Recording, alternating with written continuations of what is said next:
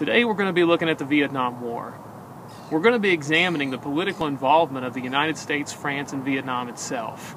Most people believe the war took place only in the 20th century, but the Vietnam conflict actually has its roots in 19th century colonialism. The modern-day nations of Vietnam, Laos, and Cambodia make up an area formerly known as Indochina, colonized by the French in the 19th century. Over a 50-year time period, the French effectively moved throughout Southeast Asia, competing with the British for dominance in the region.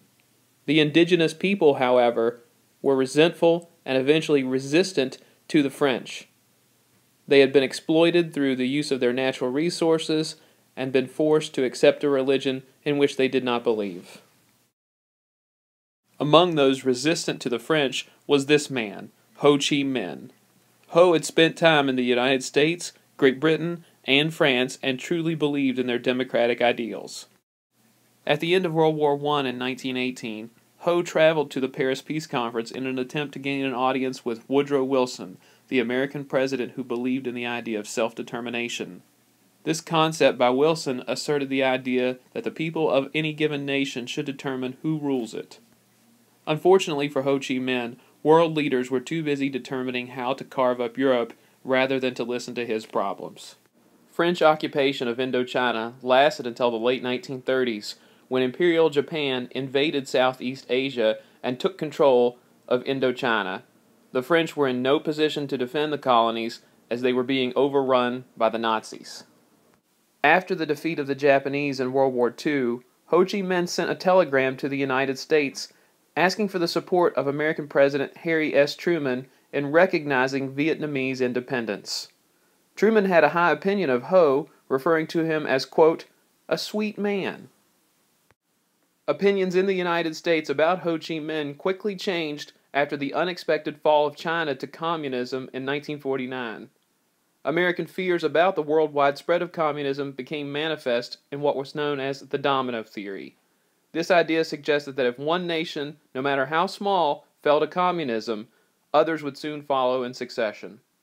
Though significantly weakened after World War II, France was willing to fight to keep control of Indochina. Ho Chi Minh used a sense of nationalism to organize a resistance army known as the Viet Minh.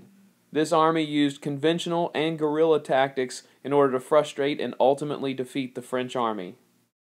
French control of Indochina ended in 1954 when Viet Minh forces surrounded a fortress at Dien Bien Phu and killed over 7,000 French troops and captured the remaining 11,000.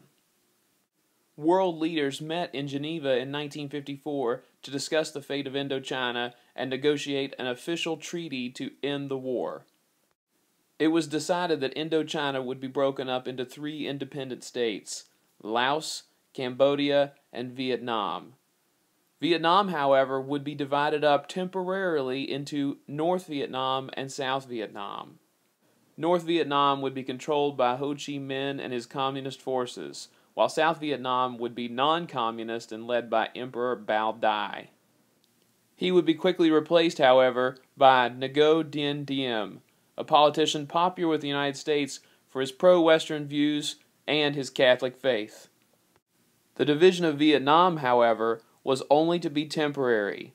Elections were to take place in 1956, where Vietnam would be reunified, with citizens voting whether to be under the rule of Communist North or the Democratic South.